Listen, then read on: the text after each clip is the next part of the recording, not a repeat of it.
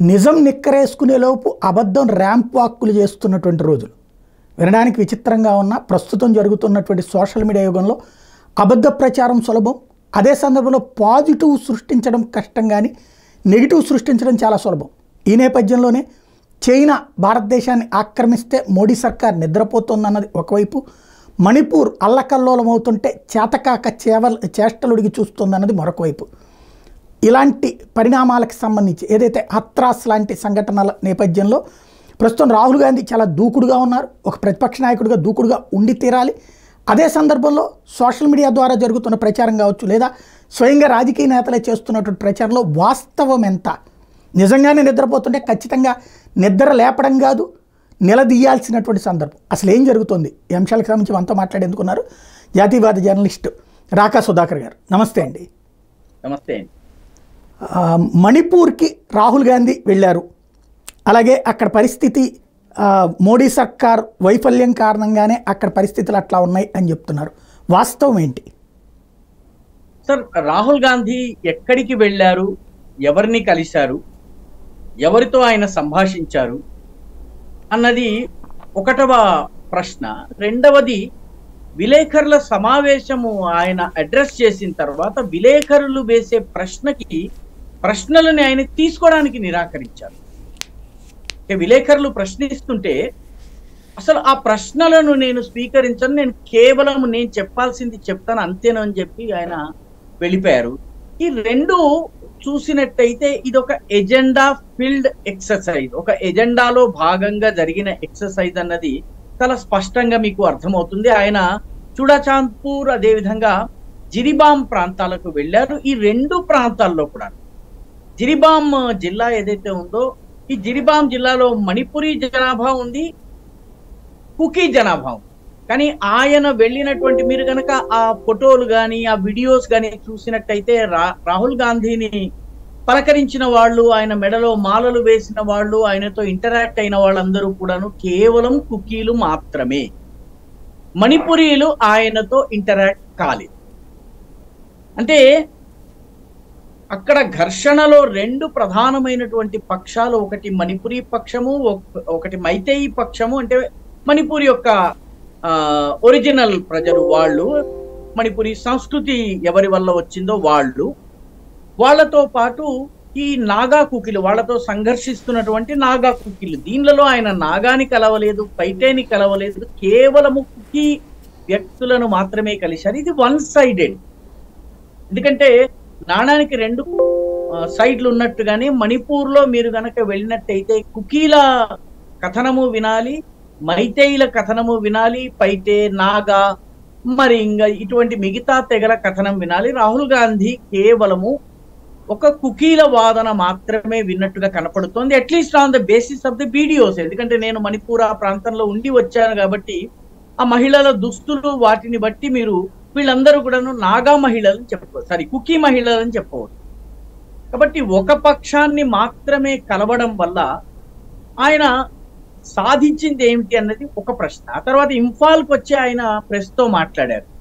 ఇంఫాల్కి వచ్చిన తర్వాత ప్రెస్తో మాట్లాడే సందర్భంలో విలేకరులు ప్రశ్నించడానికి, ఎందుకంటే మణిపూర్లో ఉన్నటువంటి అంశాల గురించి విలేకరులు ప్రశ్నిస్తున్నారు, ఆ ప్రశ్నల్ని ఆయన తీసుకోవడం లేదు. నేను వేరే ఎజెండాలోకి నేను రాదలుచుకోలేదు అని చెప్పి ఆయన అన్నారు. వేరే ఎజెండా అంటే మణిపూర్కి సంబంధించిన మైతేయిల ప్రశ్నలను ఆయన తీసుకోవడానికి సిద్ధపడలేదు. కాబట్టి ఇది బయట మన మణిపూర్ బయట ఉన్నటువంటి వాళ్ళకి ఇది అర్థం కాదు. రాహుల్ గాంధీ కేవలం కుకీలను కలిశారు, కుకీల క్యాంపులకు వెళ్ళారు, మైతేయి విలేకరులు అడిగినటువంటి ప్రశ్నలకి జవాబులు ఇవ్వడానికి అంగీకరించలేదు. ఈ గేమ్ దేశంలోని మిగతా ప్రాంతాల్లో ఉన్న వాళ్ళకి అర్థం కాదు. కాబట్టి రాహుల్ గాంధీ చేసింది అక్కడ ఏంటంటే, ఆయన అక్కడ మసిపూసికి మారేడుకాయ చేసే ప్రయత్నం చేశారు. ఆయన అన్ని వర్గాలను కలిసి శాంతి కోసం ఏర్పాట్లు చేసి కానీ, అందరినీ కలిసి కూర్చోబెట్టి మాట్లాడటం కానీ చేసి ఉంటే నిజంగా ఆయనని అభినందించవచ్చు.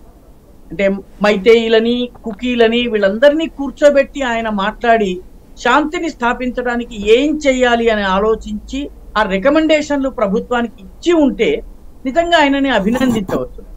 దురదృష్టవశాత్తు ఆయన ఒక వర్గాన్ని కలిశారు, రెండో వర్గాన్ని వినడానికి ఇష్టపడలేదు. ఆయన కేవలం మోదీ రాలేదు మోదీ రాలేదు మోదీ రాలేదు అని చెప్పి మాత్రమే వ్యాఖ్య చేయటం ఏదైతే ఉందో ఇది సరైనది కాదు. ఇది పక్షపాత పూరితమైన, అంటే నార్త్ ఈస్ట్ గురించి మిగతా దేశంలో అర్థం కాదు కాబట్టి ప్రజలను తప్పుదోవ పట్టించేటటువంటి ప్రయత్నంగా నార్త్ ఈస్ట్ అనేక సంవత్సరాలు పనిచేసినటువంటి వ్యక్తిగా నేను చెప్పగలను.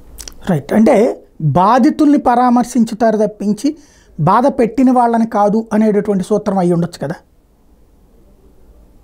అక్కడ బాధితులు ఎవరు, బాధ పెట్టిన వాళ్ళెవరు అంటే ఆయన దృష్టిలో మైతేయులు బాధ పెట్టిన వాళ్ళ, ఆయన చెప్పినటువంటి ఈ మాటను ఇన్నర్ మణిపూర్ నుంచి ఎంపీగా ఎన్నికైనటువంటి కాంగ్రెస్ పార్టీ ఎంపీ అంగీకరిస్తారా? జవహర్లాల్ నెహ్రూ యూనివర్సిటీలో ప్రొఫెసర్ రాజ్ కుమార్ ఆయన మణిపురి మైతేయి వర్గానికి చెందిన వ్యక్తి, ఆయన ఎంపీ అక్కడ. మొన్న కాంగ్రెస్ పార్టీ తరఫున గెలిచారు బీజేపీ అభ్యర్థిని ఓడించి. రాహుల్ గాంధీ చెప్పిన విషయాలను, అంటే బాధితులను మాత్రమే కలిశాను, బాధ పెట్టిన వాళ్లను కలవలేదు అన్న మాటని ఇన్నర్ మణిపూర్ ఎంపీ అంగీకరిస్తారా? ఎందుకంటే ఆ రోజున ప్రెస్ మీట్ లో ఆయన దగ్గర కూర్చున్న వాళ్ళల్లో ఇన్నర్ మణిపూర్ ఎంపీ లేరు. ఇన్నర్ మణిపూర్ ఎంపీ అంటే మైతేయి వర్గానికి చెందినటువంటి ఎంపీ లేరు. మణిపూర్ లో కుకీలు బాధితులే, మైతేయులు బాధితులే. కొన్ని చోట్ల కుకీలకు నష్టం జరిగింది, కొన్ని చోట్ల మైతేయులకు నష్టం జరిగింది. ఎందుకంటే ఇవి తెగల సంఘర్షణలో ఎవడికి ఎక్కడ బలం ఉంటే అక్కడ వాడు దాడులు చేస్తాడు. కాబట్టి రెండు వర్గాలకి నష్టం జరిగింది. దీనిలో ఒక వర్గాన్ని బాధితులని, ఒక వర్గాన్ని బాధ పెట్టిన వారు అని నిర్ధారణ చేయడానికి రాహుల్ గాంధీ దగ్గర ఉన్నటువంటి ఆధారం ఏమిటి? ఇది ప్రశ్నించవలసినటువంటి విషయం. దురదృష్టవశాత్తు మణిపూర్ బయట ఎవరికి తెలియదు కాబట్టి రాహుల్ గాంధీ చెప్తున్నది నిజమేనేమోనని భావించేటటువంటి అవకాశం ఉంది. వాస్తవానికి ఆయన జాతిని తప్పుదోవ పట్టిస్తున్నారు. అసలు గొడవ సంఘర్షణ ఎందుకు వస్తుంది మణిపూర్లో? సార్ మణిపూరే కాదండి, మీకు మొత్తం ఈశాన్య భారతంలో ఈ తెగలు అనేవి ఏవైతే ఉన్నాయో, ఈ ఒక తెగకి ఇంకొక తెగ సంబంధం లేకుండా దాదాపు శతాబ్దాల పాటు జీవించారు. అర్థం చేసుకోవలసినటువంటి మొట్టమొదటి విషయం ఇది. ఈశాన్య భారతంలోని కొన్ని స్థానిక తెగలు ఉన్నాయి, కానీ చాలా తెగలు బయట నుంచి వచ్చాయి. ఇప్పుడు ఖామ్తి అనే అరుణాచల్ ప్రదేశ్ లో ఒక తెగ ఉంది. 18th సెంచరీ ప్రారంభంలో వాళ్ళు అరుణాచల్ ప్రదేశ్ లోకి వచ్చారు. అదేవిధంగా మీకు నేను అస్సాంలో నహర్కటియా అనే ప్రదేశంలో పనిచేశాను. అక్కడ ఒక జాతి ఉంది, ఆ జాతి పేరు పాకియాల్. ఈ పాకియాల్ అనే జాతి ఒక 70 సంవత్సరాల క్రితము బర్మా నుంచి వచ్చారు. ఆ ఒక్క గ్రామం మాత్రమే బర్మా మూలానికి చెందినటువంటి పాకియాల్ తెగకి చెందినటువంటి గ్రామం. అంటే 70 years క్రితము వీళ్ళకి అసలు అస్సాంతో పరిచయం లేదు, ఏదో మైగ్రేట్ అయ్యి రావడం. ఇట్లా నార్త్ ఈస్ట్ మొత్తం కూడాను తెగలు అలాగా వేర్వేరు దశల్లో వేర్వేరు సమయాల్లో మైగ్రేట్ అయ్యాయి. ఒక తెగకి మరొక తెగకి మీటింగ్ పాయింట్ లేదు. పర్యవసానంగా ఎక్కడైతే మీటింగ్ పాయింట్ వచ్చిందో అక్కడ ఘర్షణ వచ్చింది. ఇప్పుడు కుకీలు నాగాలు కలిసిన చోట నాగాలకి కుకీల మధ్య ఘర్షణ వచ్చింది. పైటేలకి కుకీలు కలిసిన చోట అక్కడ ఘర్షణ వచ్చింది. మైతేయులు కుకీలు ఎక్కడైతే కలయిక జరిగిందో అక్కడ ఘర్షణ వచ్చింది. మీకు ఇదే రకమైనటువంటి ట్రెండ్ అక్రాస్ నార్త్ ఈస్ట్ కనిపిస్తుంది. అంటే మనం మరీ లోతుల్లోకి వెళ్లకుండా చెప్పాలన్నట్లయితే ఇవన్నీ కూడాను తమ తమ చిన్న ప్రపంచాల్లో బ్రతికినటువంటి చిన్న చిన్న తెగలు. ఈ చిన్న చిన్న తెగలు వేరే తెగతో సంబంధం లేకుండా తమ జీవితాలు తాము బ్రతుకుతున్నంత కాలము ఏ వివాదము లేదు, ఏమీ లేదు. ఆంగ్లేయులు పరిపాలించినంత కాలము ఒక్కొక్క తెగలోనూ మతం మారుస్తూ క్రైస్తవులుగా మార్చారు, కానీ ఒక తెగని ఇంకో తెగని కలపలేదు. వాళ్ళు ఏ తెగకి ఆ తెగనే ఉంచారు. ఉదాహరణకి నార్త్ ఈస్ట్ బాప్టిస్ట్ కౌన్సిల్ అని ఉంటుంది, బాప్టిస్ట్ కౌన్సిల్ ఆఫ్ చర్చెస్ అని ఉంటుంది. ఈ north east Baptist council of churches లో నాగా చర్చ్ వేరు, కుకీ చర్చ్ వేరు, ఆవర్ చర్చ్ వేరు, అంగామీ చర్చ్ వేరు. ఈ రకంగా ఎవరిది వాళ్ళని వేరుగానే ఉంచి వాళ్ళు పరిపాలించారు. 1947 తరువాతే ఈ తెగల మధ్య కలయిక ప్రారంభమైంది. అందుకే ఈ తెగల మధ్య ఘర్షణలు కూడాను 1947 తర్వాతనే వస్తున్నాయి. సహజంగానే భూమి కోసము, అధికారాల కోసము, రాజకీయ సామర్థ్య ప్రాతినిధ్యం కోసము ఈ ఘర్షణలు జరుగుతూ ఉంటాయి. ముఖ్యంగా వాటిలో మత మార్పిడి కూడా ఒక ప్రధానమైనటువంటి కారణమవుతుంది. కాబట్టి వీటి ఆధారంగా జరిగేటటువంటి ఘర్షణ అనేది మణిపూర్లోని అన్ని తెగల మధ్య జరుగుతుంది. చాలా మందికి తెలియని విషయం ఏంటంటే క్రైస్తవ ఆవో నాగాలు, క్రైస్తవ సెమా నాగాలు ఇద్దరూ నాగాలే, ఇద్దరూ క్రైస్తవులే. నాగా తెగలోని రెండు ఉప తెగలు, ఒకడు ఆవో ఒకడు సెమా. ఈ ఆవో అండ్ సెమా మధ్య ఘర్షణ ఉంది, ఆవో అంగామి మధ్య ఘర్షణ ఉంది. కాబట్టి మణిపూర్ అంతా కూడా ఏంటంటే పూర్తిగా ఒక జాతిగా పూర్తి పరిపక్వ దశకి రాకుండా శతాబ్దాల పాటు ఒంటరిగా తమ తమ చిన్న చిన్న ప్రపంచాల్లో జీవించినటువంటి తెగలు వేరే తెగల సంబంధంలోకి రావడము, ఈ ప్రజాస్వామ్య వ్యవస్థలోకి వచ్చిన తరువాత ప్రజాస్వామ్య వ్యవస్థ యొక్క పుల్స్ అండ్ ప్రెషర్స్ ని వాళ్ళు అర్థం చేసుకోవడము, రాజకీయ అధికారం కోసము నెమ్మది నెమ్మదిగా భూ ఆక్రమణలు, ఇవంతా కూడాను ఒక విషయ సర్కిల్ నడుస్తోంది. దీనివల్ల ప్రధానంగా ఈరోజు మణిపూర్లో ఘర్షణ జరుగుతోంది. వాస్తవానికి మణిపూర్ ఒక్క చోటే కాదు, బోడోలకి అసమ్యా ప్రజలకి, బోడోలకి ఆదివాసీ ప్రజలకి, ఇట్లా రకరకాల తెగల మధ్య ఘర్షణలు అనేవి సహజంగానే జరుగుతూ ఉంటాయి నార్త్ ఈస్ట్ లో. కాబట్టి ఒక ప్రత్యేకమైనటువంటి కారణము ఉంది ఇది అని పిన్ పాయింట్ చేయటం కన్నా కూడాను మొత్తము నార్త్ ఈస్ట్ లో ఇది చిన్న చిన్న తెగల సమస్యగా మనము గుర్తించాలి సాయి గారు. అంటే ఈ తెగల మధ్యన సమన్వయం చేయడానికి ప్రయత్నాలు ఏమీ జరగలేదా ప్రభుత్వాల నుండి? అంటే ఈ తెగలు ఆంగ్లేయులు వచ్చిన తర్వాత ఏ తెగని ఆ తెగగా వేర్వేరుగానే ఉంచి పరిపాలన సాగించారు. వాస్తవానికి ఈ తెగల్లో ముఖ్యంగా 16-17 శతాబ్ద ప్రాంతంలో వైష్ణవ సన్యాసులు వెళ్ళారు. వైష్ణవ సన్యాసులు మణిపూర్లోని తెగల్లోకి వెళ్ళారు, అదేవిధంగా అరుణాచల్లో ఉన్నటువంటి నాగా తెగల్లోకి వెళ్ళారు, అస్సాములో ఉండేటటువంటి రకరకాల తెగల్లోకి వీళ్ళు వెళ్ళి ధర్మ ప్రచారం చేశారు. వీళ్ళందరూ కూడా వైష్ణవ ధర్మాన్ని ప్రచారం చేసిన వాళ్ళు కొందరు, శైవాన్ని ప్రచారం చేసిన వాళ్ళు కొందరు, మొత్తానికి మిగతా సమాజంతో కలిపే ప్రయత్నం జరిగింది. కానీ అన్ఫార్చునేట్లీ 1872 సంవత్సరంలో ఆంగ్లేయులు ఒక చట్టం తీసుకొచ్చారు. దాన్ని ఏంటంటే ఇన్నర్ లైన్ చట్టం అంటారు. 1872లో వచ్చింది సాయి గారి. ఈ ఇన్నర్ లైన్ చట్టంలో ఏంటంటే కొన్ని ఏరియాలని మిగతా వాళ్ళు వెళ్ళడానికి వీలు లేకుండా, అనుమతి లేకుండా ఉండేటట్టుగా మార్చారు. ఉదాహరణకి నాగాలాండ్ ఉంది, నాగాలాండ్లోకి మీరు వెళ్ళలేరు. ఈరోజు మీరు సహజంగా మీరు నాగాలాండ్కి వెళ్ళాలి అంటే మీరు నాగాలాండ్కి వెళ్ళడానికి ఇన్నర్ లైన్ పర్మిట్ తీసుకుని వెళ్ళాలి.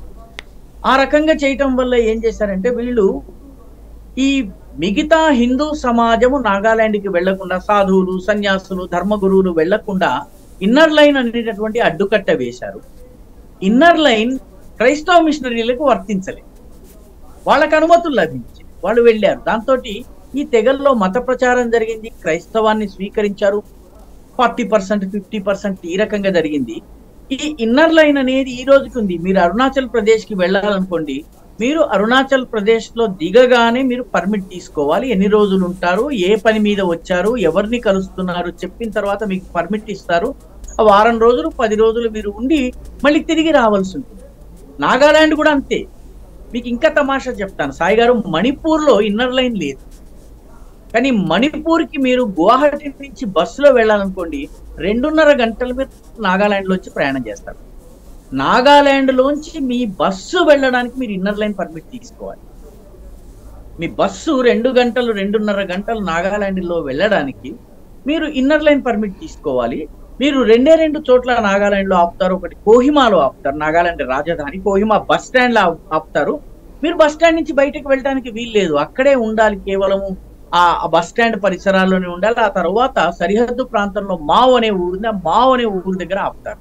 అక్కడ ఎందుకు ఆపుతారంటే అక్కడ ఒక టీ దుకాణం ఉంది, మీరందరూ టీ కొనుక్కోవాలి.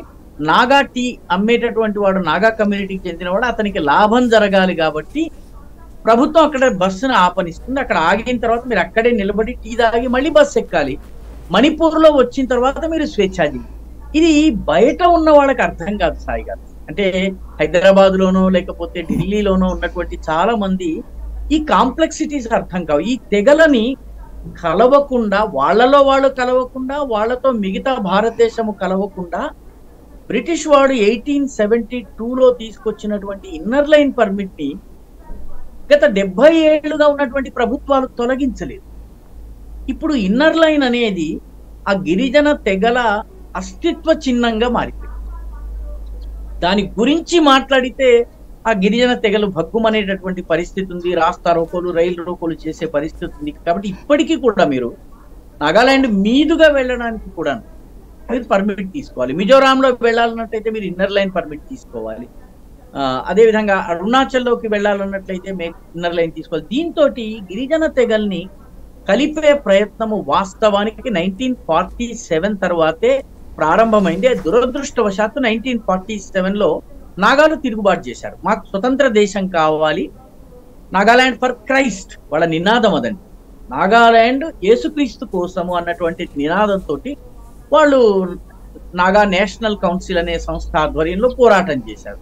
ఈ నాగా పోరాటంతో ప్రభుత్వము పోరాడుతూ ఉన్నటువంటి సమయంలోనే 1965లో మిజోరాంలో వేర్పాటు వాదం వచ్చింది.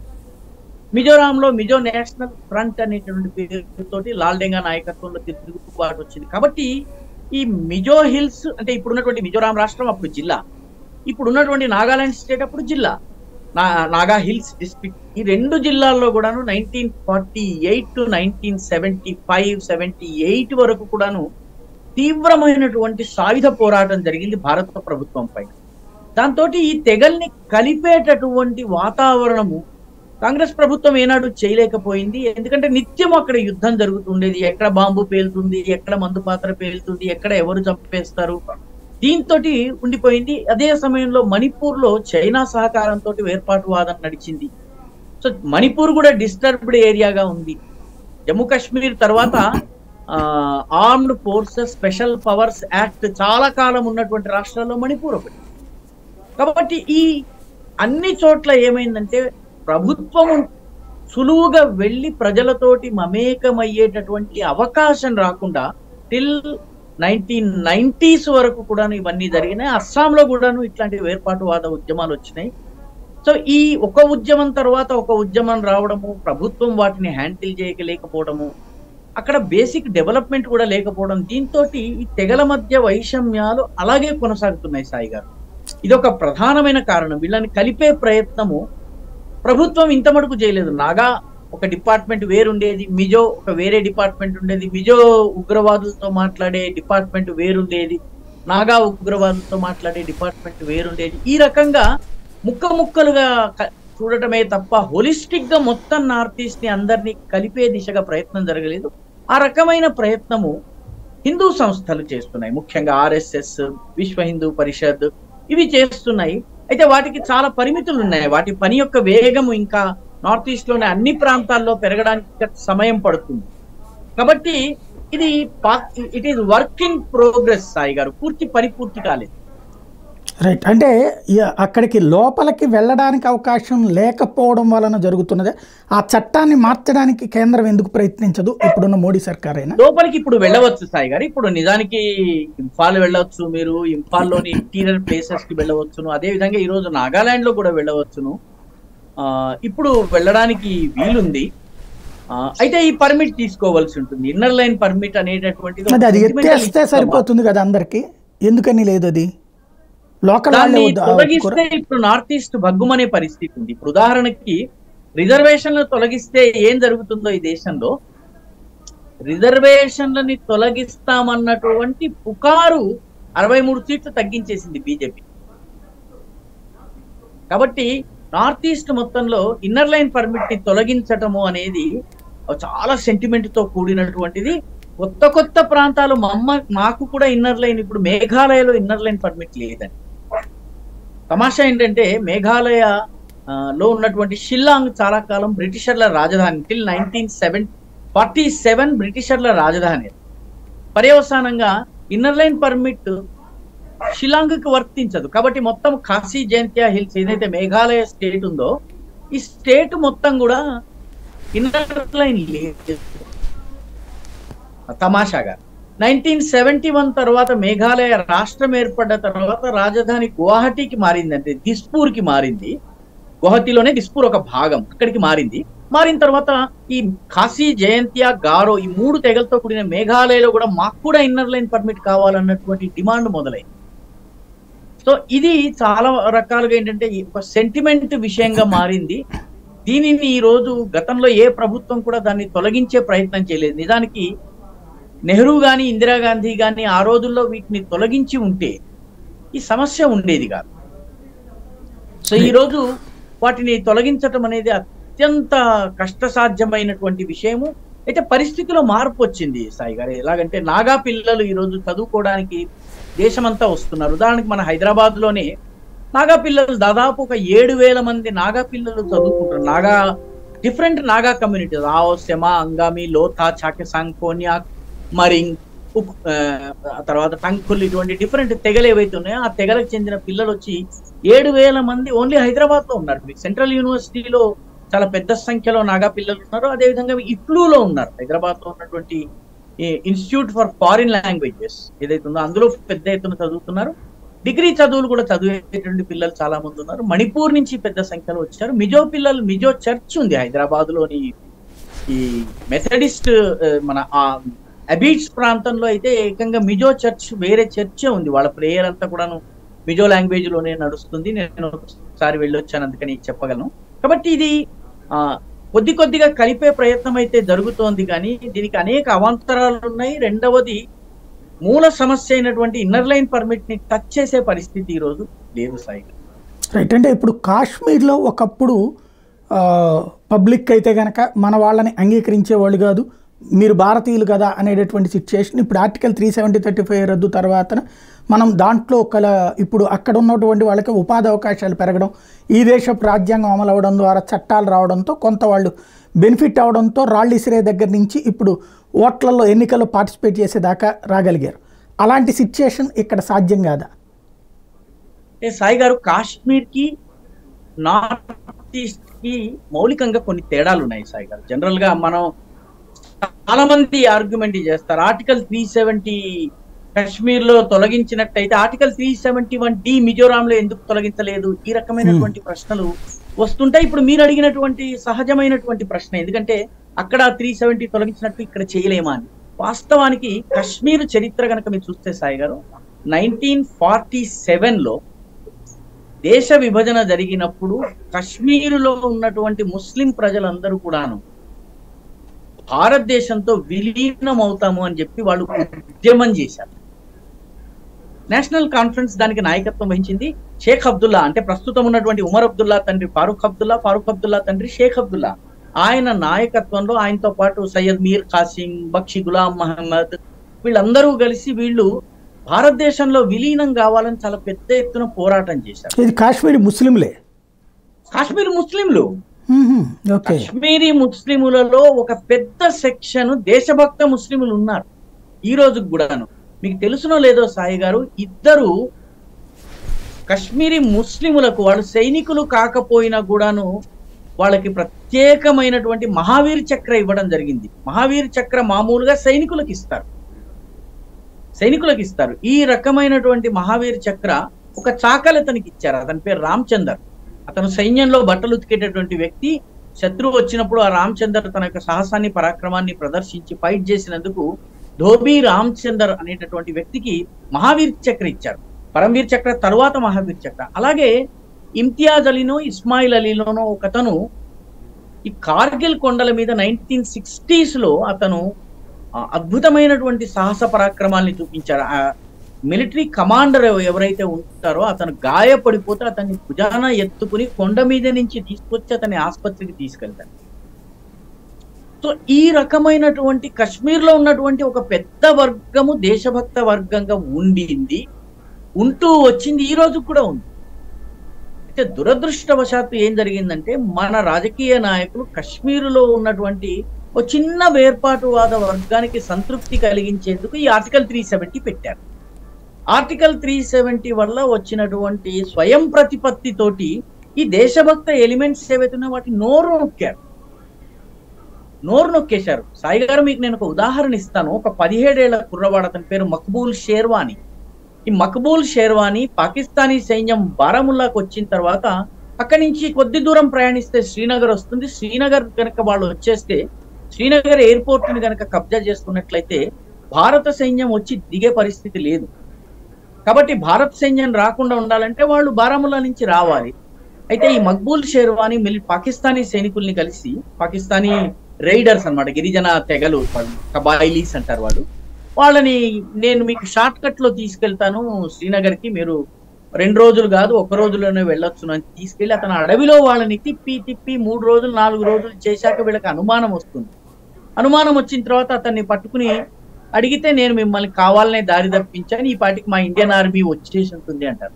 అంటే అప్పుడు ఆ మక్బూల్ షేర్వానీని బారాముల్లాకి వెనక్కి తీసుకొచ్చి బారాముల్లా నడి వీధిలో అతన్ని శిలువ వేసి, చేతికి మేకులు కొట్టి, కాళ్లకు మేకులు కొట్టి, అతను రక్తమోడుతూ చచ్చిపోయేలాగా పాకిస్తానీ రైడర్స్ పెట్టి వెళ్తారు. కాబట్టి ముస్లిములందరూ దేశద్రోహులు అన్నట్టుగా మనము భావించడం సరికాదు. 1947లో కశ్మీరీ ముస్లింలు భారతదేశంతో విలీనం కావాలనుకున్నారు. ఈ ఆర్టికల్ 370 షేక్ అబ్దుల్లా ను సంతృప్తి పరిచేందుకు తెచ్చారు. ఇది తరువాత పెనుభూతం అయిపోయి అక్కడ వేర్పాటువాదాన్ని తీసుకొచ్చింది. దేశభక్త వర్గాలన్నింటినీ కూడా నొక్కేశాడు. నాకు బాగా తెలుసు, 2000 ప్రాంతంలో కశ్మీర్ లో ఒక లేడీ, ఇప్పటికీ ఆవిడ ఉన్నారు, ఆవిడ పేరు దరాక్షాన్ ఆంధ్రబీ. ఈ దరాక్షాన్ ఆంధ్రబీ తిరంగా మూవ్మెంట్ నడిపించేవారు. అంటే జమ్మూ కాశ్మీర్ లోని ఇంటింటి పైన త్రివర్ణ పతాకం ఎగరేయడం కోసం ఈ డాక్టర్ గారు, ఆవిడ డాక్టర్ దరాక్షాన్ ఆంధ్రబీ చాలా ప్రయత్నం చేశారు. ఆమె ప్రయత్నం చేస్తుంటే ఆమె మీద 4-5 సార్లు హత్యా ప్రయత్నాలు జరిగినాయి. హత్యా ప్రయత్నాలు జరిగినప్పటికీ ఆమె వెనుకాడలేదు. కాబట్టి జమ్మూ కాశ్మీర్ లో మొదటి నుంచి ఒక దేశభక్త వర్గం ఉంది, ఒక జాతిగా అది వికసించింది.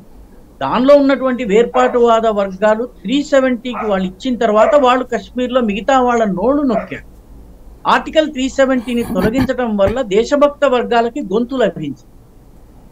నార్త్ ఈస్ట్ లో జరిగింది వేరు. అస్సాం, మణిపూర్ మినహాయించి మిగతా ప్రాంతాలన్నింటిలో, మణిపూర్, త్రిపుర కూడా మినహాయించి మిగతా ప్రాంతాలన్నింటిలో వచ్చిన సమస్య ఏంటంటే, ఈ తెగలకు ఇండియా అన్న కల్పన లేదు. ఎందుకంటే జీవితం అంతా ఆ తెగల్లోనే గడిపారు. ఆ చిన్న చిన్న కొండల్లోనే, ఆ నది పక్కన, ఆ ప్రవాహం పక్కన బ్రతుకుతున్నారు. అక్కడ చేపలు పట్టుకునే వాళ్ళు, వండుకుని తినడం, ఈ రకంగా గిరిజన తెగల్లాగా వాళ్ళు. ఇప్పుడు అండమాన్ లో ఉన్నటువంటి తెగలు ఉన్నాయి, వాళ్ళకి మిగతా ప్రపంచంతో మన అసలు భారతదేశం అని ఒకటి ఉందని కూడా తెలియకపోవచ్చు, వాళ్ళు మన పౌరులు అయినప్పటికీ. ఆ రకంగా నార్త్ ఈస్ట్ లో కూడాను చిన్న చిన్న గ్రూప్స్ గా వీళ్ళు బ్రతుకుతూ వచ్చారు. కాబట్టి వీళ్లకు ప్రత్యేక రక్షణ అవసరం. ఉదాహరణకి అరుణాచల్ ప్రదేశ్ మొత్తం జనాభా అంతా కలిపితే మీకు ఒక 15-16 లక్షలు మించి ఉండదండి. 15-16 లక్షలు అంటే ఇది మా వైజాగ్ లాంటిది. మన దగ్గర ఒక అసెంబ్లీ కాన్స్టిట్యుయెన్సీ అంతే. మీకు మణిపూర్ మొత్తం పాపులేషన్ 16 లక్షలు, 17 లక్షలు, సారీ 24 lakhs అండి. మిజోరాం మొత్తం జనాభా అంతా కలిపితే 13 lakhs. సో 13 లక్షలు ఒక రాష్ట్రము సాయి గారు. 13 లక్షలు మన దగ్గర ఒక అసెంబ్లీ కాన్స్టిట్యుయెన్సీ, పెద్ద అసెంబ్లీ కాన్స్టిట్యుయెన్సీ 13 లక్షలు. పార్లమెంట్ కాన్స్టిట్యుయెన్సీ అంటే ఇంత చిన్న చిన్న ప్రాంతాలు ఉన్నాయి. కాబట్టి ఈ ప్రాంతాల్లో అక్కడ ప్రజలకు కొంత ప్రత్యేకమైనటువంటి ప్రతిపత్తి ఉండాలి. వాళ్ళ భూముల్ని వాళ్ళు కాపాడుకోగలగాలి. లేకపోతే బయట నుంచి వచ్చినటువంటి వాళ్ళు వాళ్ళని మోసం చేస్తారు. ఇప్పుడు 1/70 ఏ రకంగానైతే మనం గిరిజనులకు ఇస్తున్నామో వాళ్ళ భూముల్ని కాపాడేందుకు, అదే రకమైనటువంటి ప్రత్యేక ప్రతిపత్తి ఇవ్వడం జరిగింది. ఇన్నర్ లైన్ పర్మిట్ ఈ రోజు గతంలో ఉన్నంత స్ట్రిక్ట్ గా లేదు. మనం వెళ్ళవచ్చు, పర్మిట్ తీసుకుని వెళ్ళవచ్చు. వ్యాపారాలు చేస్తున్నారు, మార్వాడీస్ ఉన్నారు, గవర్నమెంట్ ఆఫీసర్స్ ఉన్నారు, తెలుగు వాళ్ళు నాగాలాండ్ లో పెద్ద సంఖ్యలో ఉన్నారు. అదేవిధంగా అన్ని రకాల డిపార్ట్మెంట్స్ కి సంబంధించినటువంటి వాళ్ళు ఇప్పుడు ఉన్నారు. కానీ ఇది క్రమేపీ నెమ్మదిగా పోవలసిందే. ఇప్పుడు నాగా పిల్లలు హైదరాబాద్ లో చదువుకుంటున్నారు, హైదరాబాద్ లోని ఫ్రెండ్స్ నాగాలాండ్కి వెళ్తారు. ఈ తెగలన్నీ కూడాను అద్భుతమైనటువంటి ఆతిథ్యం ఇస్తాయి. మీరు ఊహించలేరు వాళ్ళ ప్రేమ, వాళ్ళ అనురాగం, వాళ్ళ ఆప్యాయత. వాళ్ళు మిమ్మల్ని సంతృప్తి పరిచేందుకు వాళ్ళు చేసేటటువంటి ప్రయత్నాలు, అతిథి వెళ్తుంటే వాళ్ళు పడే బాధ, ఇవన్నీ చూస్తే మీకు అసలు వీళ్ళేనా వేర్పాటువాద తెగకి భారతదేశం పైన పోరాడుతున్న వాళ్ళని అనిపిస్తుంది. అంటే ఆతిథ్యము, ఇటువంటి మంచి విలువలు ఉన్నాయి. రెండవది ఏంటంటే మొత్తము దేశము నాది అన్న భావన వాళ్ళలో నిర్మాణం కాలేదు. అది నిర్మాణం చేయడానికి 70 ఏళ్ల సమయము మన ప్రభుత్వం దగ్గర ఉండి దాన్ని వృధా చేస్తుంది.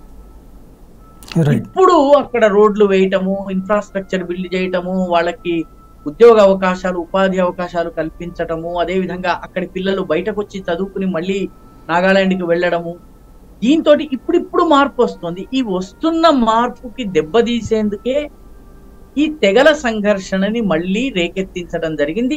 ఇవాళ మణిపూర్లో జరిగింది, రేపు ఇంకొక తెగలో జరుగుతుంది, రేపు ఇంకొక చోట జరుగుతుంది. మణిపూర్లో కూడా మీకు ఇంకొక 2-3 ఏళ్ల వరకు ఈ ఘర్షణ ఖచ్చితంగా నడుస్తుంది సాయి గారు. అంటే ఇది క్రమేపీ 2 తెగలలోని పెద్దలు కూర్చుని వాళ్ళంతట వాళ్ళు ముందుకొచ్చి మాట్లాడితే తప్ప ఇది పరిష్కారం అయ్యేటటువంటిది కాదు.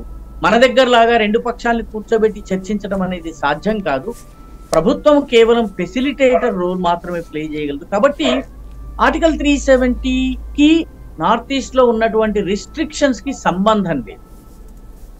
రైట్. ఇది మనము గుర్తించాల్సినటువంటి విషయం. ఈ మైతేయి తెగకి, కుకీ తెగకి ఈ క్రిస్టియానిటీ వలన వచ్చింది అని అంటే ఇప్పుడు ప్రపంచంలోని అన్ని దేశాలు కూడా ఈ ఇష్యూస్ని క్రైస్తవుల మీద దాడి కింద చూపించినాయి.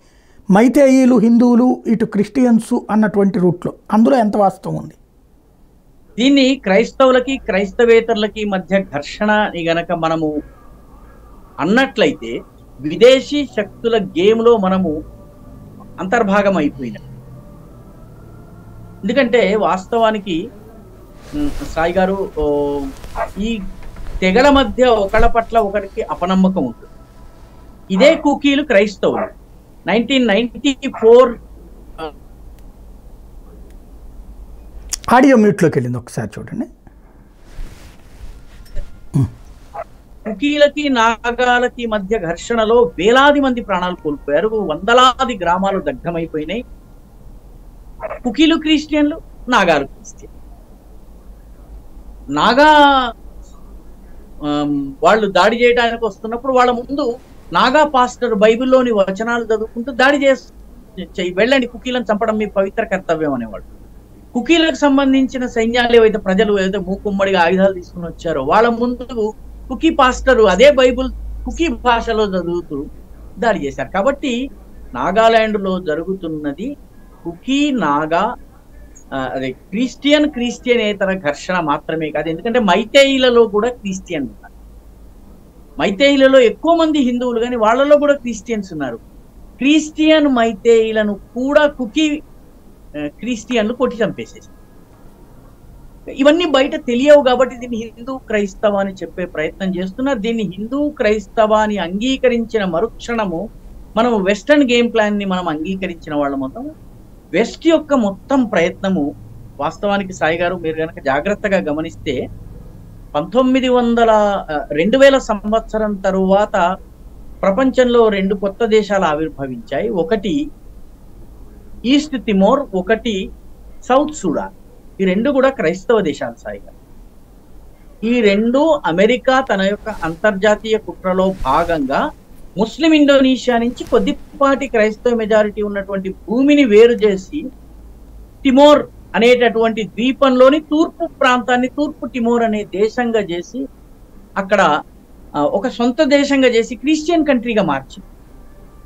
తమాషా ఏంటంటే అక్కడ ప్రజలు మాట్లాడే లాంగ్వేజ్ తిమోరీస్ కాదు, పోర్చుగీస్ లాంగ్వేజ్.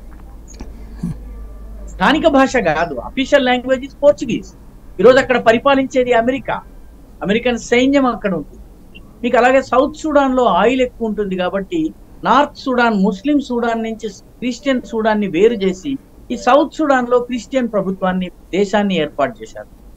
3వ క్రైస్తవ దేశాన్ని ఈ రోజు వాళ్ళు బంగ్లాదేశ్, బర్మా, భారతదేశము ఈ 3 కలిసేటటువంటి చోటు ఏదైతే ఉందో అక్కడ ఏర్పాటు చేయాలనుకుంటున్నారు. అంటే ఈ మిజోరాం, నాగాలాండ్, బర్మాలో ఉన్నటువంటి కచిన్, కరే, చిన్ ఈ ప్రాంతాలు, వీటితో పాటు బంగ్లాదేశ్ లో ఉన్నటువంటి చిట్టగాంగ్, తర్వాత బందర్బన్ ఈ జిల్లాలు ఏవైతే ఉన్నాయో ఇవన్నిటినీ కలిపి ఒక క్రిస్టియన్ కంట్రీగా ఈ ప్రాంతంలో తయారు చేయాలన్నది వాళ్ళ ప్లాన్. ఆ ప్లాన్ లో భాగంగా ఈ అల్లర్లు జరుగుతున్నాయి. కానీ జరుగుతున్నటువంటి అల్టిమేట్ గా ఒక క్రిస్టియన్ దేశాన్ని ఏర్పాటు చేయాలనేది అమెరికా కుట్ర. కానీ అక్కడ జరుగుతున్నటువంటి పోరాటము హిందూ క్రైస్తవ కుట్ర కాదు, హిందూ క్రైస్తవ పోరాటం కాదు, మతపరమైనటువంటి ఘర్షణ కాదు. అక్కడ జరుగుతున్నది 2 తెగల మధ్య ఉన్నటువంటి వైషమ్యాలు, ఒకరి పట్ల ఒకరికి ఉన్నటువంటి అనుమానాలు, పొరపచ్చాలు. అందుకే ఇది చాలా కాంప్లికేటెడ్. ఇటువంటి గొడవల్లో ఈ విపక్ష నాయకులు లేకపోతే వేరే వేరే ప్రాంతాలకు చెందినటువంటి ప్రతినిధులు వెళ్ళి అక్కడ కన్నీళ్లు గార్చేసేసి ఫోటోలు పోజులు ఇచ్చేసేసి మెడలో కండువాలు వేయించుకుని ప్రెస్ మీట్లు అడ్రస్ చేసి రావచ్చు, కానీ సమస్య పరిష్కారంలో వాళ్ళ వల్ల వీసమెత్తు కూడా లాభం ఉండదు. బాగా గుర్తుపెట్టుకోండి సాయి గారు, 1993 నుంచి 97 వరకు కుకీలకి నాగాలకి మధ్య ఘర్షణ జరిగినప్పుడు మన్మోహన్ సింగ్ ప్రధానమంత్రి ఒక్కసారి కూడా 93 to 97 మన్మోహన్ కాదు, అప్పుడు ఉన్నటువంటి ప్రధానమంత్రి ఎవరైతే ఆయన he did not go to Manipur. One, విపక్ష నాయకులు ఎవ్వరూ మణిపూర్కి వెళ్ళలేదు. విపక్ష నాయకులు కేవలము మణిపూర్లో ఉన్నటువంటి ఈ జాతుల ఘర్షణ మీద ఒక ప్రకటన చేయాలని కోరితే ప్రధానమంత్రి 8 నెలలు 9 నెలల తర్వాత ఒక ప్రకటనని 3 లైన్ల ప్రకటనని జారీ చేశారు. మణిపూర్ పరిస్థితి గురించి మాకు తెలుసు, అక్కడ పరిస్థితిని అదుపులోకి తెచ్చే ప్రయత్నం చేస్తున్నాము, అన్ని వర్గాలు శాంతికి సహకరించాలన్న 3 లైన్ల తీర్మానము పార్లమెంట్లో తీసుకొచ్చారు. ఆ పార్టీ ఈరోజు ఆ పార్టీ యొక్క అధినేత వెళ్ళేసేసి మణిపూర్లో మొత్తం అంతా కూడాను తగుదనమ్మా అని చెప్పేసి ఇల్లు కాలిపోతుంటే సిగరెట్ వెలిగించుకోవడానికి నాకు మంట దొరికిందని సంతోషించినట్టుగా వ్యవహరిస్తున్నారు. ఇది తప్పు. వాస్తవానికి మణిపూర్లో ఎవరు వెళ్ళకూడదు. ఈ సమస్య అక్కడి సమస్యని నెమ్మదిగా స్థానిక ప్రజలు దాన్ని ఎట్లా పరిష్కరించుకుంటారు దాన్ని ఫెసిలిటేట్ చేయాలి. ఆల్రెడీ అన్ని వర్గాల మధ్య ఇంటెలిజెన్స్ వర్గాలు కానీ లేకపోతే కేంద్ర ప్రభుత్వానికి చెందినటువంటి వ్యక్తులు కానీ మాట్లాడుతున్నారు. ఇది బయటికి తెలియదు, ఇవన్నీ బయటికి రాకూడదు కూడా. రాహుల్ గాంధీ లాంటి వాడు వెళ్ళి అనాలోచితంగా అక్కడికి వెళ్ళి మొత్తం అంతా కూడా కలగాపులగం చేసేసేసి మొత్తం అంతను కొద్దిగా తేరుకుంటున్నటువంటి నీళ్లను మళ్ళీ మొత్తం కిలికేసేసి రావడం చేస్తుంది. రాహుల్ గాంధీ చేసింది ఘోరమైన తప్పిదము. ఇది ఉద్దేశపూర్వకంగా చేశారంటారా? 40 సంవత్సరాలు ఉగ్రవాదం నడిస్తే 40 సంవత్సరాల్లో ఒక్క విపక్ష నేత నాగాలాండ్కి వెళ్ళింది. దయచేసి గమనించండి. వాజ్పేయి కావచ్చు, జార్జ్ ఫెర్నాండెస్ కావచ్చు, రాజగోపాలాచారి కావచ్చు, మొరార్జీ కావచ్చు, నన్. ఇందిరాగాంధీ నాగాలాండ్కి ఎన్నిసార్లు వెళ్ళింది? She did not go. Nehru ఒకసారి వెళ్ళారు, నెహ్రూ వెళ్ళలేదు రెండోసారి. బాబు రాజేంద్ర ప్రసాద్ ఒకసారి వెళ్ళారు, మళ్ళీ వెళ్ళలేదు. They left it to the local authorities to solve the issue. ఇది గమనించాలి. మనము వెళ్ళడం వల్ల అక్కడ పరిస్థితికి ఏ మాత్రం ఉపయోగం ఉండదు.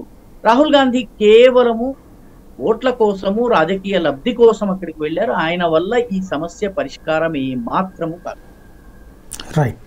మరొక ప్రధానమైనటువంటి అంశం చైనా భారత భూభాగాన్ని ఆక్రమించింది అన్నటువంటిది.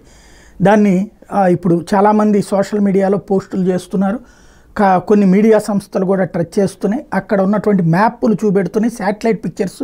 ఇది దాస్తోంది భారత ప్రభుత్వం అన్నటువంటిది ఎంతవరకు వాస్తవం? సాయి గారు, దాచేందుకు ఏమీ లేదు. చైనా భారత భూభాగాన్ని ఆక్రమించింది, ఇందులో దాచేది ఏమీ లేదు సాయి గారు. చైనా భారత భూభాగాన్ని ఎప్పుడు ఆక్రమించింది తెలుసునండి? 1950లో ఈ దేశానికి స్వాతంత్రం వచ్చిన 3 ఏళ్లకి చైనా మన భూభాగంలోని 38,000 చదరపు కిలోమీటర్లని ఆక్రమించుకుని టిబెట్ రాజధాని లాసా నుంచి చైనాలో ఉన్నటువంటి షింజాంగ్ రాష్ట్రంలో ఉన్నటువంటి ప్రధాన నగరమైనటువంటి కాష్గర్ వరకు ఈ లాసా టు కాష్గర్ రోడ్డుని మన భూమిని ఆక్రమించుకుని ఆ భూమి గుండా రోడ్డు నిర్మాణం చేసింది. G217 అనేటటువంటి హైవేని చైనా మన భూభాగంలో 1950లో నిర్మించింది. 1957లో ఇనాగరేట్ చేసేదాకా భారత ప్రభుత్వానికి తెలియదు. 1950 మన భూభాగంలో వాడు 1000 కిలోమీటర్ల రోడ్ వేసుకున్నాడు. అది హైవే. వాడి ప్రాంతంలోని 2 ప్రాంతాలని అంటే ఆక్రమించుకున్న టిబెట్ని తర్వాత షింజాంగ్ ప్రావిన్స్ ని కలిపే రోడ్డు వేసుకున్నారన్న సంగతి మన పాలకులు, అప్పుడున్నటువంటి వ్యక్తుల పేర్లు అవసరమే, అప్పుడున్నటువంటి పాలకులకి తెలియలేదు. పైగా పార్లమెంట్లో దీని గురించి ప్రశ్నిస్తే ప్రధానమంత్రి అన్నటువంటి మాట ఏంటి తెలుసునండి? అక్కడ గడ్డి కూడా మొలవదండి, ఎందుకు ఆ ప్రాంతం, not even a blade of grass grows there. ఇది ఆయన అన్నటువంటి మాట. అక్కడ ఒక గడ్డి పరక కూడా మొలవదు, ఎందుకు దాని గురించి ఇంత బాధ అని దేశ ప్రధానమంత్రి అన్నారు సాయి గారు. అన్నప్పుడు ఒక విపక్ష నేత లేచి, నెహ్రూ గారు మీ నెత్తి మీద కూడా ఒక్క వెంట్రుక లేదు కాబట్టి మీ తలకాయ కూడా ఎందుకు పనికిరాదా అని చెప్పి అడిగాడు parliament. On record, it is there in parliament records. కాబట్టి మన భూభాగము చైనా చేతుల్లోకి వెళ్ళడం అనేది 1950లో ప్రారంభమైంది. ఆ తర్వాత 1962 యుద్ధం జరిగినప్పుడు మొత్తము డేమ్చోక్ అనేటటువంటి గ్రామంలో సగభాగాన్ని, సింధు నదికి ఆవల ఉన్నటువంటి గ్రామాన్ని తీసుకున్నారు. మిగతా అనేక ప్రాంతాలను వాళ్ళు తీసుకున్నారు. తీసుకున్న తర్వాత 1962 to 2014 వరకు, 1962 యుద్ధం తరువాత నుంచి 2014 వరకు ప్రతి సంవత్సరము చైనా 1 కిలోమీటరు 2 కిలోమీటర్ల ముందుకి రావడము, మన భూభాగాన్ని ఆక్రమించుకోవడం. మన వాళ్ళు వెళ్ళి ఇది మా భూమి అనడము, సరే మనం శాంతి ఒప్పందం చేసుకుందాం, మీరు 4 కిలోమీటర్లు వెళ్ళండి, మేము 4 కిలోమీటర్లు వెళ్తామని అంటాము. మనం 4 కిలోమీటర్లు మన భూభాగంలో వెనక్కి రావడము, వాడు మన భూభాగంలో 1 కిలోమీటరు 1/2 కిలోమీటరు ఆక్రమించుకోవడం. ఇలాగా 1962 to 2014 6,400 చదరపు కిలోమీటర్లు ఆక్రమణకు గురైంది సాయి గారు. 6,400 చదరపు కిలోమీటర్లు భూమి చైనాది కబ్జాలో ఉంది.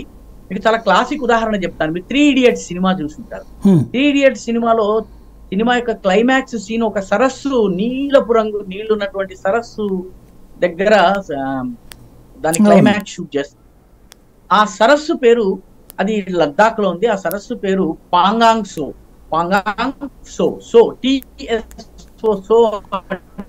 అంటే సరస్సు అని అర్థము. పాంగాంగ్ అనేటువంటి సరస్సు, పాంగాంగ్ సో అంటారు దాన్ని. ఈ పాంగాంగ్ సరస్సు ఏదైతే ఉందో, ఈ సరస్సులో 40 కిలోమీటర్లు భారతదేశం చేతిలో ఉంది. మిగిలినటువంటి 120 కిలోమీటర్లు, మొత్తం 160 కిలోమీటర్ల పొడవు, అది 120 కిలోమీటర్లు చైనా కబ్జాలో ఉంది. ఈ 120 కిలోమీటర్లు ఏదైతే చైనా కబ్జాలో ఉందో, ఇది 1950 to 2014 వరకు ఆక్రమించారు. ఓకే, అంటే మనం అప్పుడేమి అబ్జెక్ట్ చేయలేదు. మన భూభాగము ఖచ్చితంగా చైనా ఆక్రమించుకున్నది. ఇప్పుడు హిందీ చీనీ భాయ్ కదండి మనకి. హిందీ చీనీ భాయ్ పంచశీల, చైనా వాళ్ళతో కలిసి ఫోటోలు దిగేసేస్తే శాంతి దూత, నోబెల్ ప్రైజ్ కావాలి, ఇది కదా మన తాపత్రయం. అప్పుడు 1962లో యుద్ధం ప్రారంభమైనప్పుడు చైనా మనల్ని మోసం చేసిందని నెహ్రూ గారు ఏడ్చారు. మన వేలాది మంది సైనికులు చనిపోవడానికి కారకుడు జవహర్లాల్ నెహ్రూ. అంటే అసలు వాస్తవ పరిస్థితులు తెలియవు, యుద్ధ భూమి ఎలా ఉందో తెలియదు. మన సైనికులకు ఇదిగో ఇక్కడ రోడ్డు ఉందని మ్యాప్ ఇస్తే అక్కడ పోతే రోడ్డు లేదు, కొండ ఉంటుంది. ఇంత భయంకరమైన మోసం మన సైనికులకు జరిగింది. ఒక బెటాలియన్, మీకు తెలుసునో లేదో సాయి గారు, గుర్తుండే ఉంటుంది, మీరు వయసులో చిన్నవారు కాబట్టి మీకు తెలిసి ఉండకపోవచ్చు. ఒక ఇండియన్ బెటాలియన్ చైనా వాడు యుద్ధ బందీలుగా తీసుకుంటున్నారు సాయి గారు. ఆ బెటాలియన్ యొక్క చీఫ్ పేరు బ్రిగేడియర్ దాల్వి, క్రైస్తవుడు. ఆ బ్రిగేడియర్ దాల్వి యుద్ధం అయిన తర్వాత ఆయనని బందీ చెర నుంచి చేసిన తర్వాత పుస్తకం రాశాడు. ఆ పుస్తకం పేరు ద హిమాలయన్ బ్లండర్. ఈ హిమాలయన్ బ్లండర్ లో ఆయన నెహ్రూని, అప్పటి సైనికాధికారి అయినటువంటి బిఎం కౌల్ ని, తర్వాత కర్నల్ థాపర్ అన్నమాట, సారీ జనరల్ థాపర్ గారి కుమారుడే నేటి కరణ్ థాపర్. వీళ్ళందరూ చేసినటువంటి మోసాన్ని, మన సైనికుల్ని ఎలాగా చైనా వాళ్ళకి ఆహారంగా వేసేశారు, ఎట్లా చచ్చిపోయారు మన సైనికులు, ఇవంతా కూడాను ఆ దాల్వి బయటకు తీసుకొచ్చారు. చాలా విషయాలు. ఆ సమయంలో మన సైన్యం ఒక పోస్ట్ మార్టం నిర్వహించింది. ఆ పోస్ట్ మార్టం పేరు Henderson Brooks report. Henderson Brooks అనే ఇండియన్ ఆర్మీ ఆఫీసర్స్ ఇద్దరు, ఆ హెండర్సన్ బ్రూక్స్ అనే వాళ్ళు రిపోర్ట్ రాసి ప్రభుత్వాన్ని, సైన్యపు నాయకత్వాన్ని చాలా తీవ్రంగా విమర్శిస్తే, ఇప్పటి వరకు హెండర్సన్ బ్రూక్స్ రిపోర్ట్ ని ప్రభుత్వము 1962 వారు జరిగి ఈరోజు 60 సంవత్సరాలు అవుతున్నది, 50 సంవత్సరాలు అవుతున్నది, 60 సంవత్సరాలు అయి ఉంటుంది సాయి గారు. ఈ రోజుకి కూడా దాన్ని బయట పెట్టలేదు. హెండర్సన్ బ్రూక్స్ రిపోర్టు ఎవడో సిఐఏ వాడు దాన్ని దొంగతనంగా తీసుకెళ్లి అమెరికన్ లైబ్రరీలో ఉంది, కానీ మన ఇండియన్ ప్రభుత్వం మన ప్రజలకు విడుదల చేయలేదు. మన భూభాగము ఖచ్చితంగా కబ్జాలో ఉంది. ఈరోజు మన మ్యాప్ లో కనిపించేటటువంటి భూభాగము ఆక్సాయ్ చిన్ అంటారు సాయి గారు. ఈ ఆక్సాయ్ చిన్ ఈరోజు చైనా కబ్జాలో ఉంది. ఖచ్చితంగా ఉంది. 2014 వరకు ఈ దేశంలోని భూభాగాలను చైనా ప్రతి సంవత్సరం కొంత కొంతగా ఆక్రమించుకుంటూ వచ్చింది. అంటే పరిస్థితి ఏ స్థాయికి వచ్చిందంటే, చైనాలో మన లడాక్ లో ఉండేటటువంటి ఒక తెగ ఉంటుంది. వాళ్ళు పశువుల్ని మేపుకోవడానికి, నిజానికి కాశ్మీరీ షాల్స్ అని మనం అంటాం కదండి, కాశ్మీరీ షాల్ కి సంబంధించినటువంటి ఉన్ని లదాఖ్ నుంచి వస్తుంది. ఒక ప్రత్యేకమైనటువంటి గొర్రెల దగ్గర నుంచి ఈ ఉన్నిని తీసుకొచ్చి వీళ్ళు అమ్ముతారు. ఆ తెగకు చెందినటువంటి వాళ్ళ పేరు తక్షణం గుర్తు రావడం లేదు. ఆ తెగ వాళ్ళు బౌద్ధులు, వాళ్ళు అమ్మితే కాశ్మీర్ లో దాన్ని షాలువలుగా చేస్తారు. ఈ కొన్ని ఏరియాల్లో వీళ్ళు మేపుకోవడానికి వెళ్ళేవారు. ఒక అభయారణ్యం ఉంది, దాని పేరు చాంగ్థాంగ్ అభయారణ్యం, దక్షిణ లద్దాఖ్ లో ఉంటుంది. చాంగ్థాంగ్ అభయారణ్యంలోని 600 చదరపు కిలోమీటర్లలో చైనా కబ్జా ఉంది. And it was occupied before 2014. 2014కి ముందు 2014 తరువాత ఒక్క ఇంచు కూడా మన దేశానికి చెందినటువంటి భూభాగము చైనా ఆక్రమణలో లేదు, వెళ్ళలేదు. అంటే ఇంత మటుకు వెళ్ళిన భూమి ఉంది, కొత్తగా ఏ భూభాగము వెళ్ళలేదు. నిజానికి మనం ఆల్మోస్ట్ 38,000 చదరపు కిలోమీటర్లు 1962 వార్కి, ఆ తర్వాత 6,400 చదరపు కిలోమీటర్లు మనము కోల్పోయాము. అది వాస్తవం సాయి గారు. అయితే ఇదంతా కూడాను 2014కి ముందు జరిగింది, తరువాత జరగలేదు. ఇప్పుడు ఎవరైతే శాటిలైట్ మ్యాప్స్ ఇవన్నీ చూపిస్తున్నారో, ఏ ఏరియాలను అయితే చూపిస్తున్నారో, ఇవన్నీ కూడాను ప్రీ 2004 ఆక్యుపేషన్స్. 2014కి ముందు, 2014 ఐఎమ్ సారీ. రైట్. అంటే ఇప్పుడు ఆ ప్లేసెస్లో బంకర్లు అవన్నీ నిర్మిస్తున్నారు అంటే యుద్ధానికి సిద్ధమవుతున్నట్ట. అంటే వాస్తవానికి సాయి గారు, ప్రస్తుతము చైనాకి భారత్కి ఉన్నటువంటి సరిహద్దు ఏదైతే ఉందో, చైనాకి భారత్కి మధ్య సరిహద్దు రేఖ నిర్ధారితం కాలేదు సాయి. వాస్తవానికి ఏ దేశానికైనా కూడాను ముందు చేసే పని ఏంటంటే సరిహద్దుల్ని నిర్ధారణ చేసుకుని ఆ సరిహద్దుకి కంచె నిర్మాణం చేసుకోవడమో, సరిహద్దు బౌండరీ రాళ్లను పెట్టుకోవడమో చేయటం జరుగుతుంది. పాకిస్తాన్ తో జరిగినటువంటి మన సరిహద్దు అంతా అదే రకంగా ఉంది. మీకు బంగ్లాదేశ్ తో జరిగినటువంటి సరిహద్దు ఏదైతే ఏర్పడ్డ సరిహద్దు కూడా అట్లాగే చేశారు. పాకిస్తాన్ లో 1948 లో కాశ్మీర్ లోని భూభాగము ఒక 1/3 ఆఫ్ కాశ్మీర్ ని పాకిస్తాన్ ఆక్రమించుకుంది. దాన్నే పాక్ ఆక్యుపైడ్ జమ్మూ అండ్ కాశ్మీర్ అంటాము.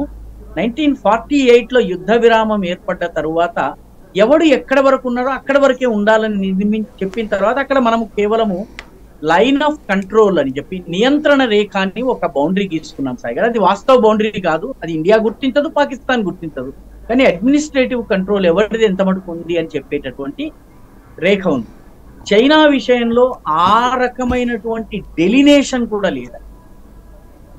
వాస్తవానికి ఏ సరిహద్దునైనా ముందు దాన్ని సరిహద్దుని it has to be delineated on the ground, ఆ తర్వాత it has to be delineated on the map.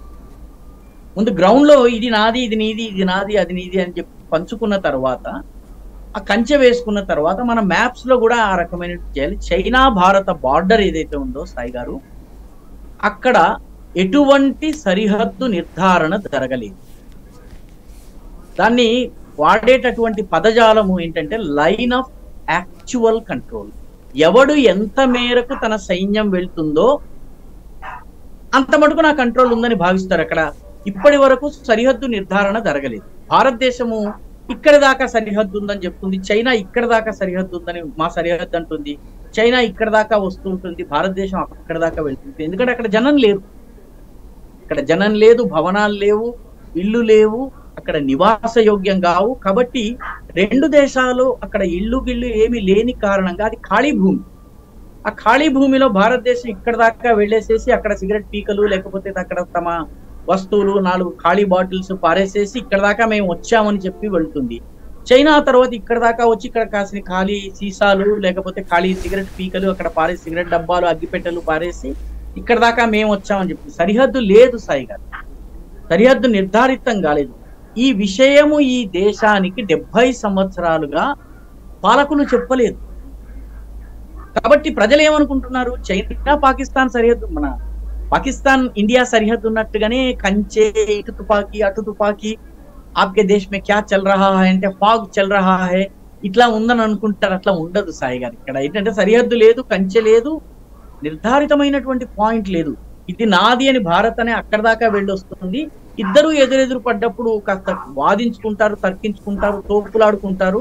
అక్కడ ఉన్నటువంటి ఒప్పందం ప్రకారం తుపాకులు వాడకుండా కొట్టుకోవచ్చు, తుపాకులు వాడకుండా తోపులాటలు చేసుకుని ఇది నాది అని చెప్పి వచ్చేస్తారు. ఇలా తోపులాటలు ఉంటాయని భావించే గల్వాన్కి సంతోష్ బాబు గారి టీం వెళ్ళినప్పుడు వాడక్కడ రకరకాల ఆయుధాలతో దాడి చేసినందుకే మన కల్నల్ సంతోష్ బాబు 20 మంది చచ్చిపోయారు, వాళ్ళు ఒక 100 మంది చనిపోయారు, వేరే విషయం. సో ఈ బార్డర్ స్వరూపం అర్థం కానంత వరకు అసలు బార్డర్ ఎక్కడి దాకా నీది అన్నది మనకి తెలియదు సాయి గారు. దాన్ని నిర్ధారించేటటువంటి ప్రయత్నము ఈ పంచశీల యుగంలో నెహ్రూ గారు చేయలేదు, ఆ తర్వాత 1970s లో ఇందిరాగాంధీ చేయలేదు, ఆ తర్వాత వాజ్పేయి ప్రభుత్వం వచ్చిన తర్వాత లేదా పివి నరసింహారావు కూడా బహుశా రాహుల్ గాంధీ ప్రభుత్వం వచ్చిన తర్వాత బార్డర్ టాక్స్ మొదలు పెట్టారు. సరిహద్దు చర్చలు ఎలా చేద్దాం. ఇప్పటి వరకు ఒక 20-25 కరెక్ట్ నంబర్ నాకు గుర్తులేదు కానీ దఫాలుగా సరిహద్దు మీద చర్చలు జరుగుతాయి. ఏ నిర్ధారణకి రారు, వాళ్ళు అటు వెళ్ళిపోతారు, మనం ఇటు వచ్చేస్తాం. సరిహద్దు అనేది నిర్ధారణ కానంత వరకు ఇది నా భూమి ఆక్రమించిందని మనము చెప్పలేము, వాళ్ళ భూమిని నేను ఆక్రమించానని చైనా చెప్పలేదు. ఎందుకంటే మనం మ్యాప్ లో చూపించేటటువంటి భూభాగం మన దగ్గర ఇప్పటికే లేదు. 38,000 square kilometres plus 6,400 square kilometres ఇది ఇండియా చేతుల్లో ఈ రోజు లేదు. ఇది 2014కి ముందు ఆక్యుపేషన్ కి గురైంది, ఆక్రమణకి గురైంది. మిగతాది కూడాను సరిహద్దు. ఇప్పుడు ఉదాహరణకి మీరు ఇందాక నేను చెప్పినటువంటి పాంగాంగ్ లేక్ ఉంది, దాని ఉత్తర దిశన ఒక కొండ ఆ చెరువులోకి చొచ్చుకొస్తుంది, ఒక 8 చోట్ల చొచ్చుకొస్తుంది చెరువులోకి. ఒక్కొక్క దాన్ని ఒక్కొక్క ఆడియో మ్యూట్లోకి వెళ్ళింది. ఈ ఫింగర్స్ ఏవైతే ఉన్నాయో ఈ ఫింగర్స్ 8th ఫింగర్ వరకు భారతదేశం యొక్క పెట్రోల్స్ ఒకసారి వెళ్ళేవి, ఒకనొక సమయంలో వెళ్ళేవి. ప్రస్తుతము మనము 4th ఫింగర్ దాకా కూడా వెళ్ళలేకపోతుంది. మనము ఉండేది 1st ఫింగర్ కి ఇటువైపున మన క్యాంప్ ఉంటుంది. మనము సీజన్ లో వెళ్ళి 4th ఫింగర్ దాకా వెళ్ళి వస్తాము. 4th ఫింగర్ కూడా రావద్దని చైనా అబ్జెక్ట్ చేస్తేనే గొడవ జరిగింది. ఆ గొడవ అంతా కూడాను ఈ గల్వాన్ సమయంలో జరిగినటువంటి గొడవలన్నీ అవే సాయి గారు. కాబట్టి అక్కడి జాగ్రఫీ తెలియని కారణంగా, అక్కడి ప్రజలు, అక్కడ పరిస్థితులు తెలియని కారణంగా ఈ రాజకీయ పార్టీలు కొందరు ముఖ్యంగా అనుమానాలు రేకెత్తించి పుకార్లను పుట్టించే వర్గాలు ఏమంటే మన భూమి కబ్జా అయింది, ఇదిగో శాటిలైట్ మ్యాప్ అని. ఇది ఎప్పుడు కబ్జా అయింది, ఏ సంవత్సరం కబ్జా అయింది, దాన్ని చెప్పరు చాలా మంది. ఇది అక్కడ వాస్తవం సాయి గారు. వాస్తవానికి ఇండియాకి చైనాకి మధ్య సరిహద్దు బౌండరీ ఇప్పటి వరకు నిర్ధారణ కాలేదు. ఈ వాస్తవాన్ని కాంగ్రెస్ పార్టీ చెప్పడం లేదు. ఎందుకు కాలేదు అన్నది ఈ దేశాన్ని 70 ఏళ్ళు పరిపాలించినటువంటి వాళ్ళు చెప్పడం లేదు. That is the biggest misfortune. 65 సంవత్సరాలు ఈ దేశాన్ని పరిపాలించిన వాళ్ళు చైనాకి భారత్కి మధ్య సరిహద్దు రేఖ ఎందుకు నిర్ధారణ కాలేదు, అక్కడ కంచె ఎందుకు నిర్మాణం కాలేదు అన్నటువంటి విషయాన్ని వాళ్ళు చెప్పాలి, ఎందుకంటే పాలించింది వాళ్ళు. రైట్. మరొక ప్రధానమైనటువంటి అంశం, ఇప్పుడు మౌలిక సదుపాయాలు మనకు అక్కడికి బోర్డర్ దగ్గరికి వెళ్ళడానికి కూడా రోడ్లు ఉండవు, అదే చైనా వాళ్ళు అయితే పర్ఫెక్ట్గా ఏర్పాటు చేసుకున్నారు అంటారు. ఎంతవరకు వాస్తవం అది? ఇప్పుడు వాస్తవానికి మన రోడ్లు కూడా చాలా శరవేగంగా నిర్మాణం అవుతున్నాయి సాయి గారు. చాలా అద్భుతమైనటువంటి రోడ్ల నిర్మాణం జరుగుతుంది. నిజానికి 1998 కార్గిల్ యుద్ధం జరిగిన తర్వాత నేటి మన విదేశ వ్యవహారాల మంత్రి అయినటువంటి జయశంకర్ తండ్రి సుబ్రహ్మణ్యం, ఆయన రక్షణ రంగ నిపుణుడు, మన దేశానికి సంబంధించి చాలా కీలకమైనటువంటి బ్యూరోక్రాట్. ఆయన ఒక నివేదికని సమర్పించారు. కార్గిల్ యుద్ధం తరువాత ఈ దేశ రక్షణ కోసం ఎటువంటి జాగ్రత్తలు తీసుకోవాలని చెప్పి అన్నప్పుడు ఒక 275 రోడ్లని శరవేగంగా నిర్మాణం చేసి అవి బార్డర్ దాకా మన సైన్యం వెళ్లేలాగా చెయ్యాలి అని చెప్పి ఆయన బ్రిడ్జెస్ ఏవేవి కట్టాలి, రోడ్లు ఎక్కడెక్కడ నిర్మించాలి, ఇవంతా కూడా ఒక బ్లూ ప్రింట్ ఆయన ఇచ్చారు. ఇచ్చిన తర్వాత అప్పుడున్నటువంటి అటల్ బిహారీ వాజ్పేయి ప్రభుత్వము తక్షణము దానికోసము ప్రాజెక్టులు తయారు చేయించింది, కొన్నిటికి ఫండ్స్ రిలీజ్ చేసింది. 2004లో ప్రభుత్వం పడిపోయిన తర్వాత 2014 వరకు రకరకాల సాకులు చూపి ఒక్క రోడ్డు నిర్మాణం కాలేదు సాయి గారు. 2014 నుంచి శరవేగంగా ఈ రోడ్ల నిర్మాణం జరుగుతుంది. ఈ రోజు మనకి మొన్న గల్వాన్ యుద్ధం అంతా జరిగింది దేనికోసం అండి?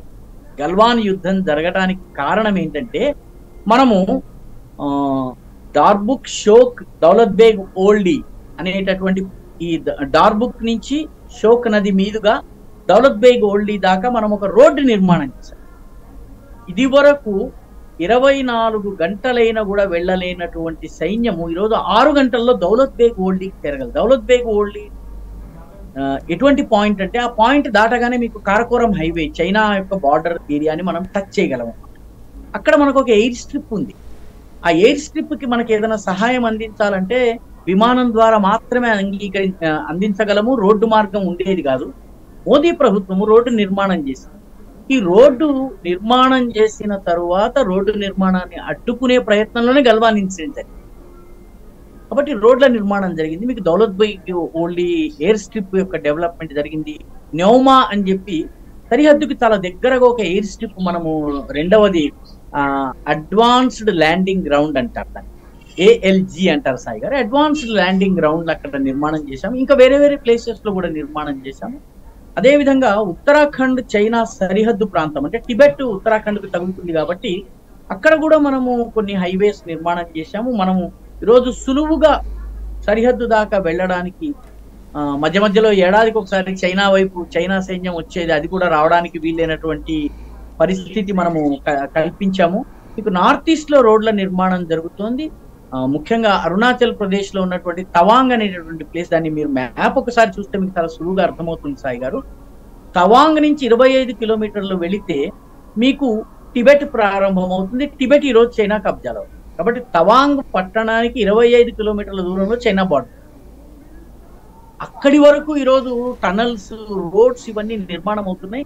కాబట్టి ఈ సరిహద్దు రోడ్ల నిర్మాణం జరగటం లేదు అని చెప్తున్నటువంటి వాళ్ళందరినీ ఒకసారి అసలు ఈ సరిహద్దు ప్రాంతాలని చూడటానికి తీసుకెళ్లాలి సార్ గారు. ఎందుకంటే ముఖ్యంగా తవాంగ్ రోడ్డుకి సంబంధించి కానీ అక్కడ చేస్తున్నటువంటి టన్నల్స్ కానీ, తవాంగ్ దగ్గర ఒక టన్నల్ నిర్మాణం అవుతోంది, దాని పేరు సెలా టన్నల్. ఈ సెలా అనేటటువంటి టన్నల్ అక్కడ కొండ ప్రాంతాల మీద నుంచి వెళ్ళాలి. అయితే ఇప్పుడు ఒక సొరంగాన్ని తవ్వారు. 365 డేస్ మీరు తవాంగ్కి వెళ్ళడానికి వీలుగా సెలా టన్నల్ నిర్మాణం చేశారు. అదే విధంగా మీకు ఆ తవాంగ్కి చేరడానికి ఒక ఆల్టర్నేటివ్ రోడ్డుని నిర్మాణం చేశారు.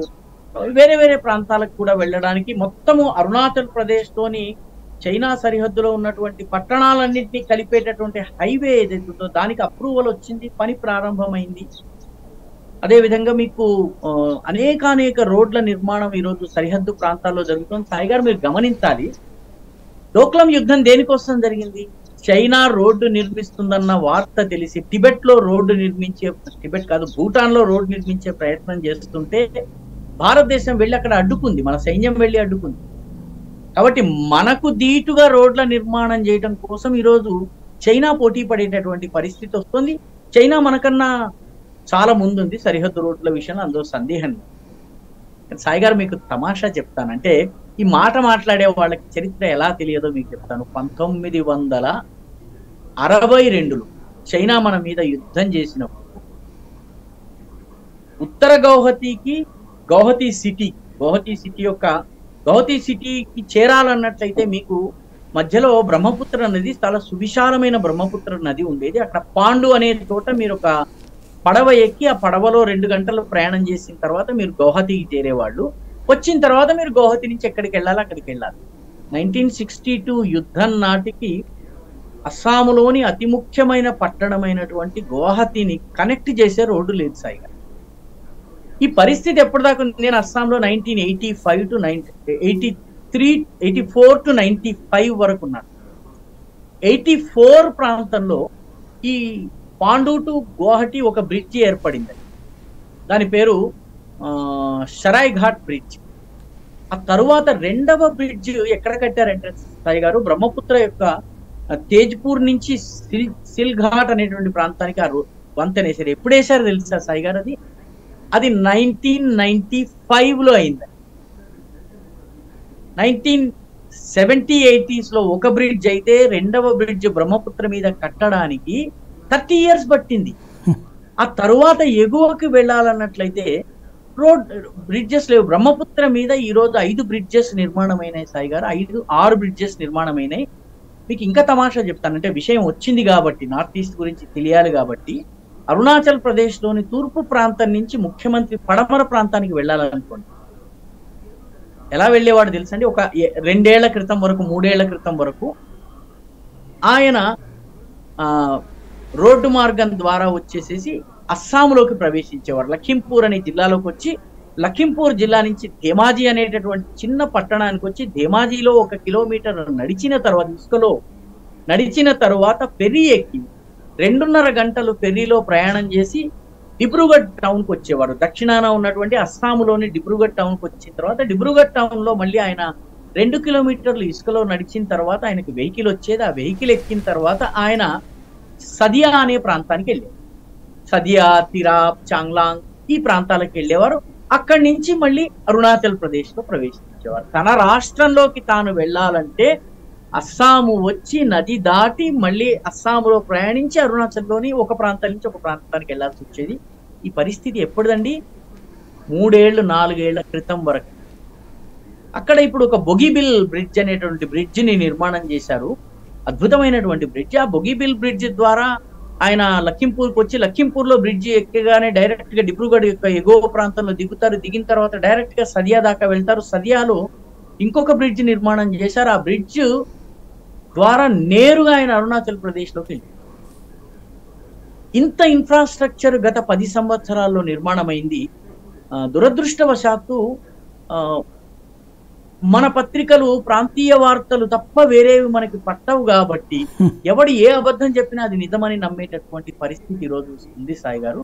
ఈ రోజు లడాక్ దగ్గరికి వెళ్ళడానికి కూడాను మనాలి దగ్గర నుంచి టన్నెల్ ఉందండి, దాన్ని అటల్ టన్నల్ అంటారు. అటల్ టన్నల్ ద్వారా మీరు దక్షిణ లడాక్ లోకి ప్రవేశించి అక్కడి నుంచి నేరుగా లే దాకా వెళ్ళడానికి రోడ్డు ఉంది.